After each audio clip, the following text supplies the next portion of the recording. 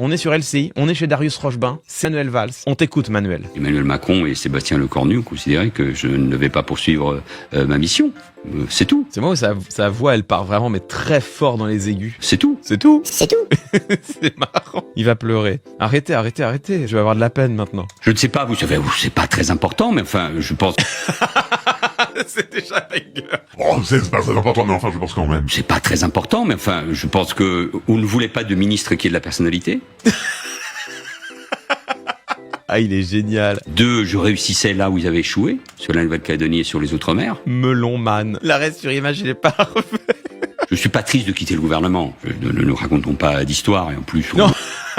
Non, ça se voit. Non, ça se voit, Manuel. Ça se voit que vraiment, t'as aucun seum. Il y a un peu de petitesse dans la politique, mais ça, c'est pas...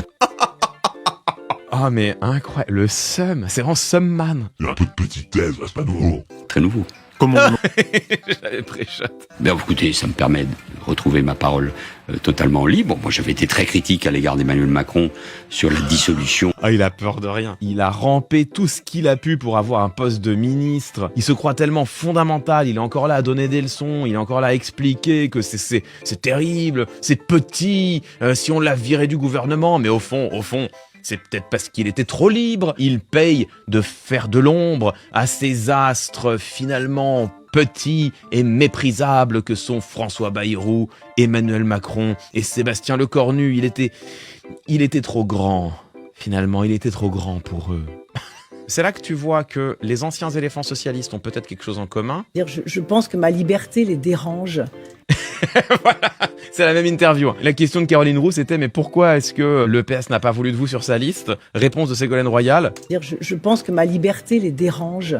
Vous voyez, mais il faut bien des paroles libres, des paroles qui anticipent ou des paroles qui rassemblent. C'est quand même incroyable, hein. C'est-à-dire que Ségolène Royal, Manuel Valls, les vieilles gloires éléphantesques du PS d'antan, ces vieilles gloires d'antan qui ne cessent de vouloir venir gratter un poste, les uns chez les socialistes, les autres chez les macronistes, voire comme Ségolène Royal, tantôt chez les socialistes ou chez les macronistes. Il y a des raisons donc de les écarter, mais eux, quand ils se font écarter, c'est parce qu'ils sont trop libres, c'est parce qu'ils ont trop de personnalité, parce qu'ils sont trop brillants, parce qu'ils sont trop ouverts, parce qu'ils ont trop de propositions. Bref, si on les écarte, c'est au fond parce que leur astre brille d'une lumière trop vive. Pour la médiocrité du champ politique, pas du tout, parce que précisément, ils ont tout raté et qu'ils sont devenus ridicules.